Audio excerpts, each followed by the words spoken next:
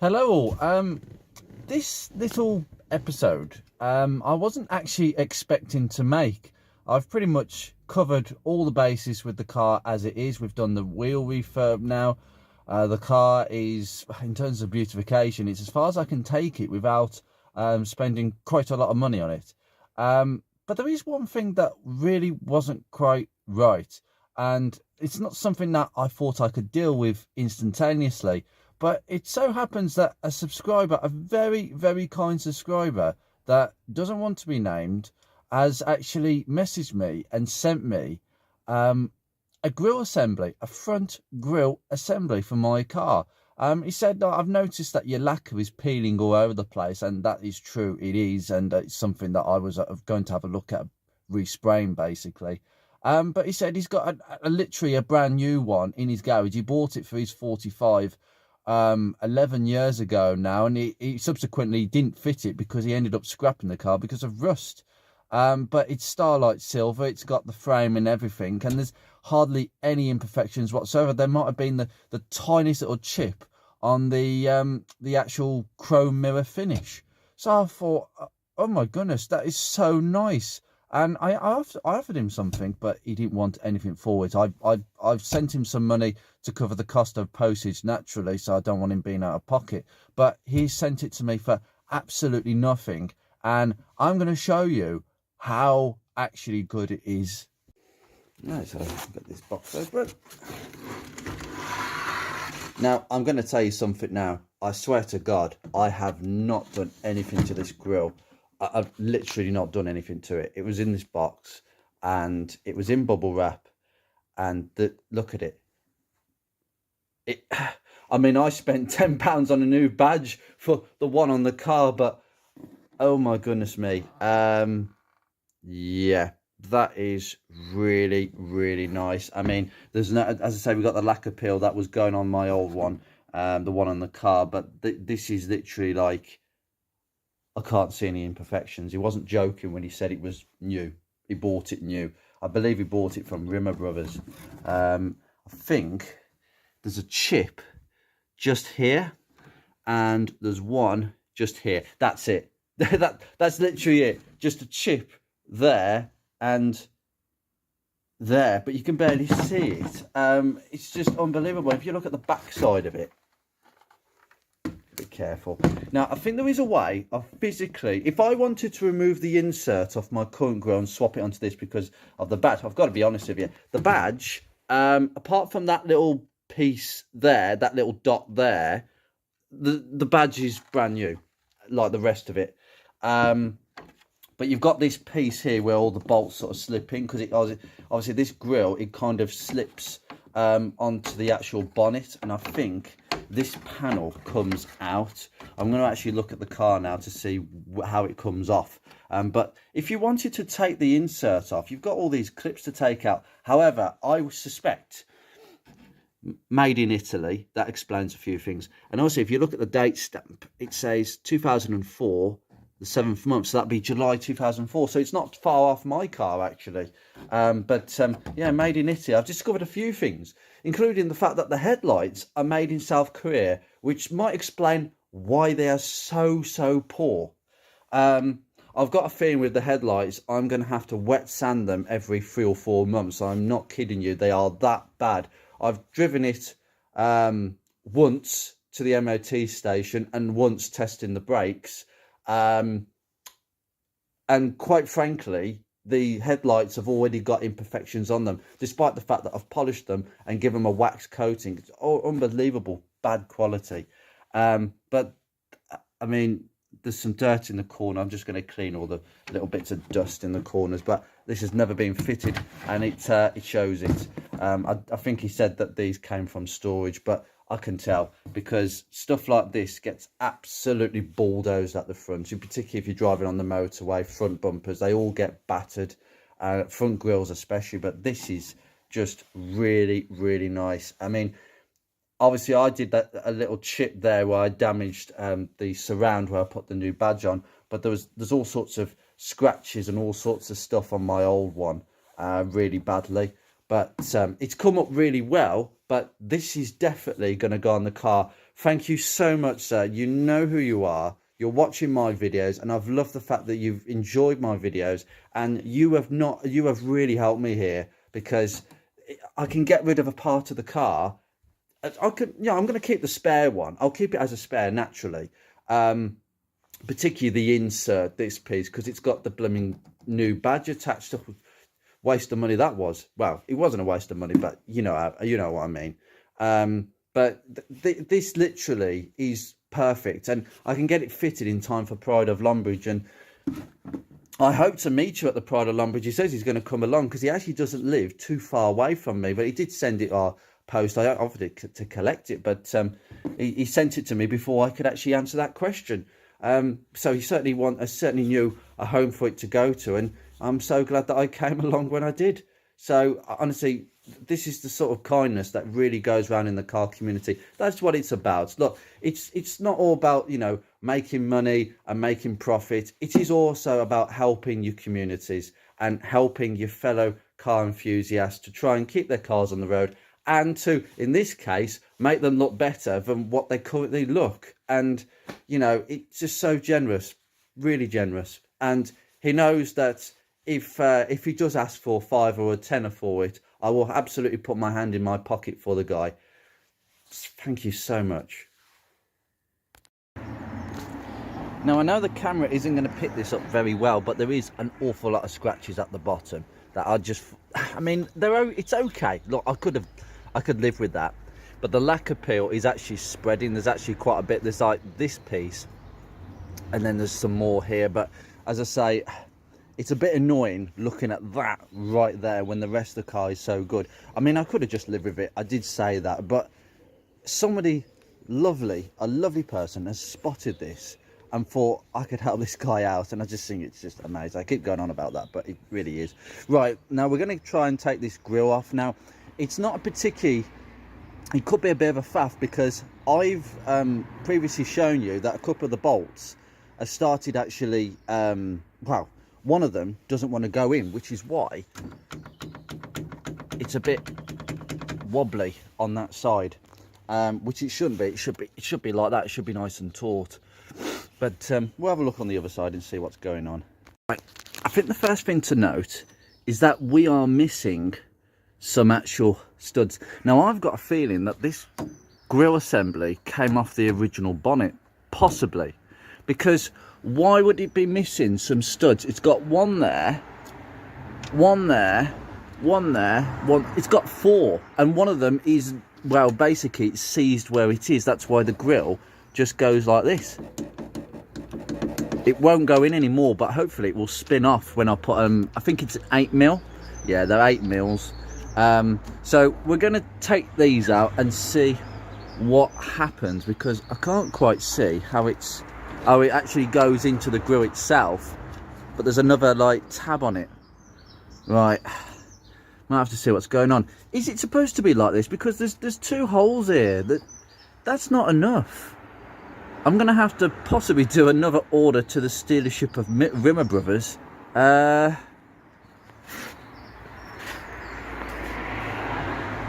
Yeah, okay. Oh well, let's get these off. Socket. Yeah, that's coming out nicely. Yeah, I thought it was spinning just then, but it is actually coming out. Okay, loose that one. Oh, lovely. I can't even get to this one. I've got to get the 8mm ratchet spanner, so you can't, because this is in the way. Oh, nice.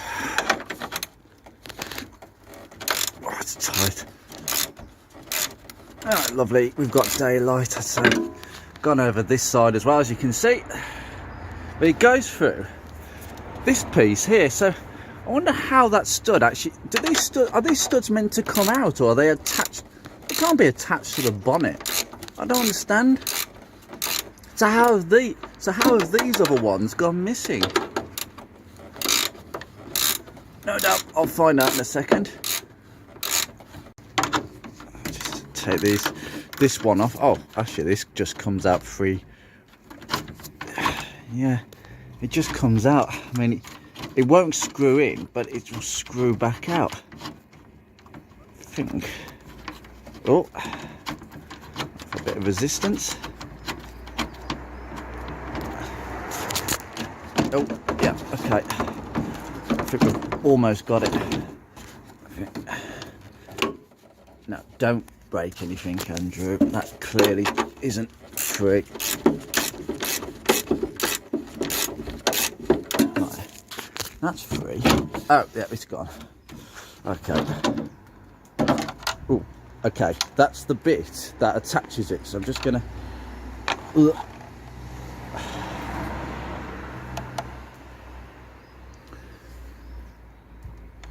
Then why have we got all these studs here if they haven't been... Has this one been used? It doesn't look like any of these other ones have been used. It just looks like these have been used. So 1, 2, 3, 4... And that one, oh dear, that's starting to crack. That is actually the better one. That's the one that the screw actually secured. So that's not good.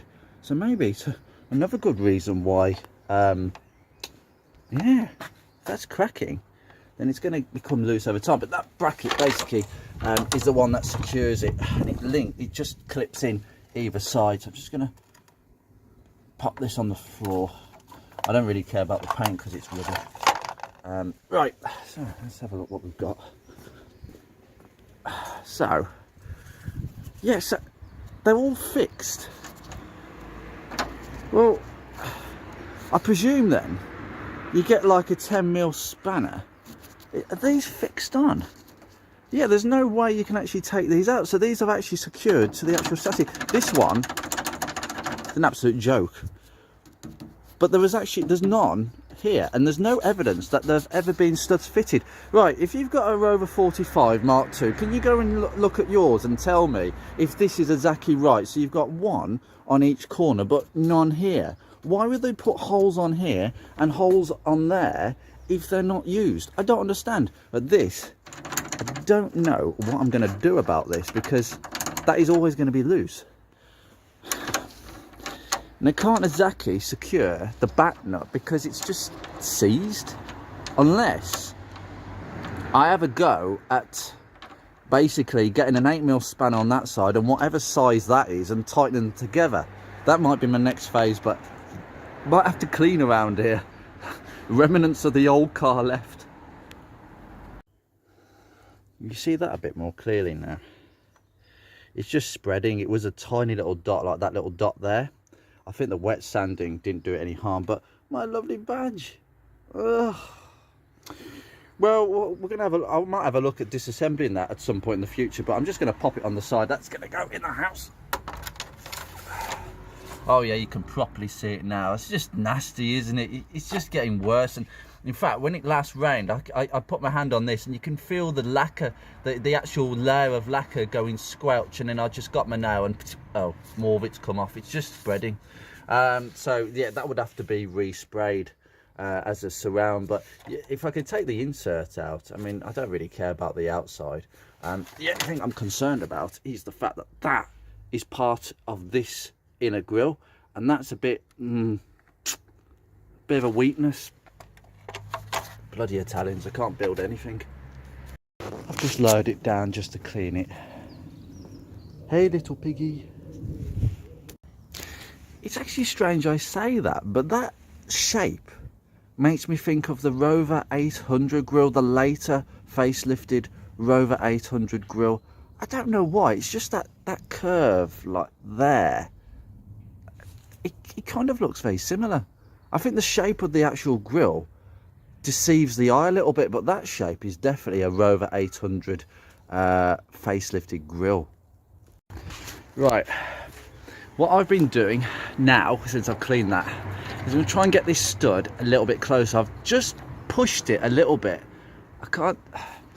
Sorry, this camera will not focus in today. Right, I have actually managed to push it in by a few threads. I know the lighting isn't brilliant, but it has got in a little bit, and that is less slack than it was. The truth is, it's very rusty, so what I'm going to have to do is put penetrating fluid, just put some WD-40, just to help the threads. Right, good. Just a little bit. Now, I'm going to let that soak in for a minute or two, and then I'm going to get that continue doing what I'm doing. Basically, it'll be an 8mm socket on the nut side, and on the back side it's a 13mm. These are 13mm. Okay, so hold that with one and then turn with the other very, very gently, because I've got a feeling I might be not buying a new one. I may do that anyway, but since the rest of them are in good condition, I'll try not to break this one, so if at all possible. And as predicted, guess what happened? Yeah, it snapped. It's gone into two pieces and gone somewhere. It was starting to tighten up, and unfortunately I didn't stop myself in time, but the truth is it was still wobbly and it just snapped. So these things happen. I knew that was going to happen if I wasn't careful, but the truth is it was going to snap. It was going to snap. It was just nasty. So I'm going to see if I can try and get a new one of these, because I presume that this is a washer on the back side, and then it just literally slips through. So I'll see if I can get another one of these studs, but we're just going to fit the grill as it is. So I'm just going to lop on the new grill, tighten these up. I'm just going to clean these threads up a little bit. But to be honest with you, that one, I was looking at the thread of that one and it wasn't very good. So I don't think it was actually going into the grill very well. So that's just the way things are, unfortunately. These things do happen. But anyway, let's put the new grill on as it is. I've literally just come inside just to look at where I can get this, and this is Rimmer Brothers. Now this is the grill assembly. Now I think this is what we're talking about, but I can provide a nut and a washer on the other side. It's just the bolt, and then the bolt is here. So this is what it is. Okay, so you just put it through, washer, nut, simple. I've got the washer and nuts, that's not a problem. But you know what I'm going to do? I'm actually going to get the other missing four, because I don't know whether this was just a thing, but I'm pretty sure there should be 8 of them instead of 4. So I'm going to make it even more secure on that grill assembly, on that bonnet assembly, and order 5 of these. But I'm not, I mean, I could order them from here, but actually, Brown and Gammon, they've been great in the past. I mean, look at that. I mean, what do Rimmer Brothers want? 65, including the VAT per one. Well, 25. I mean, who are you going to go with?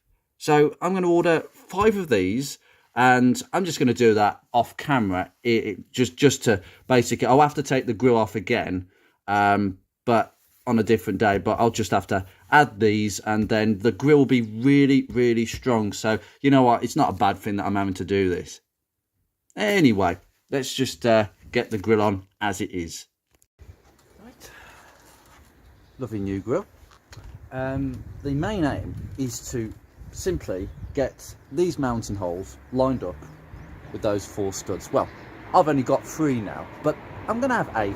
But we need to just get them lined up, and that's pretty simple. And then once you've got them lined up, you can just simply tighten these into the fixing. And I think there is a particular way of doing this, but I'm just going to do it the way I feel that it will work. So we'll see how it goes.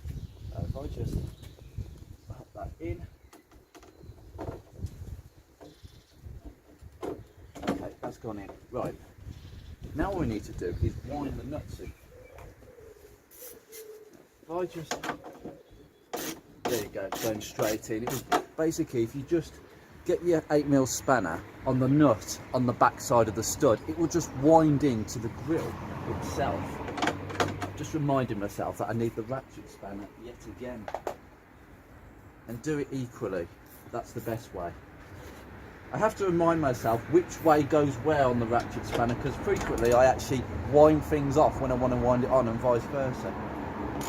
Just go gently into the plastic, because we don't want the plastic basically cracking like the old one, and I suspect that's possibly a reason it cracked, because someone didn't line it up properly.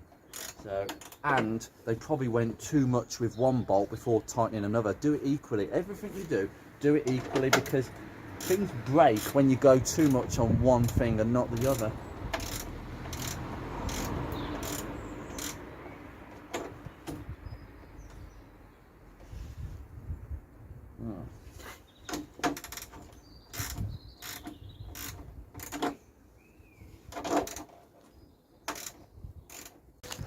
Right, as you can see, all of them are nice and flush, and the plastic has gone flush with this piece of the bonnet here. That's what you want to see, no air gaps. Now, can you see what's happened to the plastic?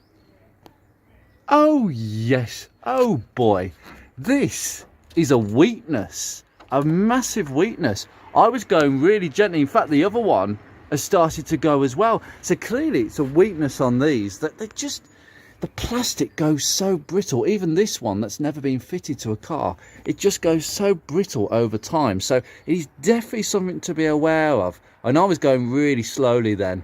But what I am going to do is I'm going to beef it up by having a new stud there, one there and one there. Obviously we've got this because there's no one on that side, so I've got to be very careful with that. But the truth is, I don't think it's cracked to a point where it will shatter. I think it's just one of these hairline cracks that just develops. There's another one right next to it, but the truth is, these plastics are always kind of like that. Nothing you can really do about it, but that is it. That is literally how to replace a front grille, swap one off. But this is a what to watch out for. So studs, be careful of these studs. You can get new ones. If you want the parts number, just look back at that video that on the where I went to the laptop. Okay, that's the number for them. And all you need is a nut and a washer, which I've got plenty of these, so I can put some brand new ones on. So I will have to take this off. I just got to be very, very careful of the plastics. It's something you really need to watch out for, but I can't anticipate these coming off again, apart from to put the studs on. So yeah, but make sure that it's not, don't over tighten them, because then that's it, that's gonna, you imagine it's cracking now. You imagine if you were over tighten them, oh boy, you'd probably snap the plastic and you end up throwing this away. Now I am going to keep the old one because of this. The old one has actually only got one crack. This has actually got two cracks now. Unbelievable. But this is just the type of quality plastic work that I'm afraid these later cars just have in abundance. You see what I mean? Like there's a gap between here and here.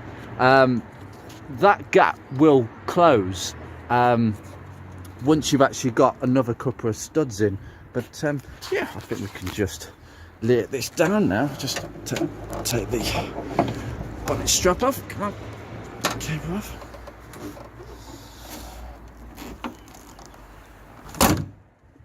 Oh, I shouldn't have done that.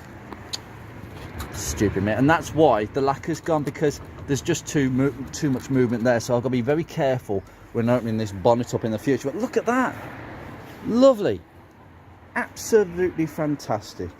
So yeah, that's the end result, and it's even better than the other one. I'm really pleased about that. These are sort of things that just make everything so much better, and I'm really pleased that I managed to well, I haven't managed to, somebody's just out of pure generosity made my car better. So you know who you are, sir, and this video is dedicated to you. And yeah, I respect your wishes for being anonymous, but honestly, if I could tell people your name, I would. Anyway, I'm going to leave this here. We are steadily fast approaching the Pride of Longbridge. I'm going to see if I can get those studs fitted maybe for the Pride of Longbridge, because every time I open the bonnet there's a bit too much movement and I really don't want to be damaging that. So I'm going to inquire into getting those studs ASAP now. But literally, that is all you need to see. I will see you maybe in another episode, maybe at the Pride of Longbridge. I don't know. There might be one or two things I might look at, but the truth is they're only minor things that I really don't want to do an episode on. They are really so trivial, it's untrue. But honestly, I'm really chuffed to bits with that. You know, this car needs a bit of work long term. CV boots, train arm bushes, new compensator arms, maybe some new arms at the back of the suspension at the same time.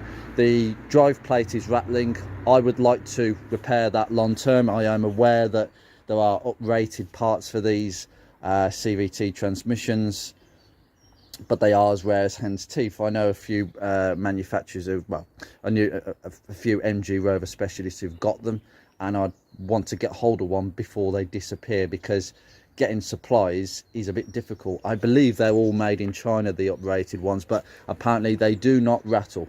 They do not rattle, which is weird considering that this CVT gearbox is actually the same gearbox that was fitted to the Ford Fiesta 1.1 CVT, the Mark II, the Mark III and the Mark IV. I think it was fitted to the Mark IVs all the way to 2002 on the smaller engine models. And I believe it was also the same gearbox that was fitted to the Fiat Uno Selector automatic in the 1980s. So this gearbox actually first came out in 1986, and it was designed between, I think, mainly Ford and Van Dorn transmissions. And obviously, I think ZF, who've got their name on this gearbox, basically bought them under license, possibly, or off the shelf from Van Dorn transmissions, and basically tweaked a few bits for Rover. They did a lot of work for Rover, like the solenoid, the valves. The valve block is very unique to this car. I think the valve blocks in each of the gearboxes, the Ford, the Fiat and the Rover applications, I believe that the valve block is very different, but honestly, it's a lot of the parts are interchangeable. But for some reason, ZF, on the ZF ones, these drive plates rattle. There was no such issues on any of the Ford Fiestas and Fiat Selectors, so that's weird. Anyway, I will see you very soon. Take care, guys.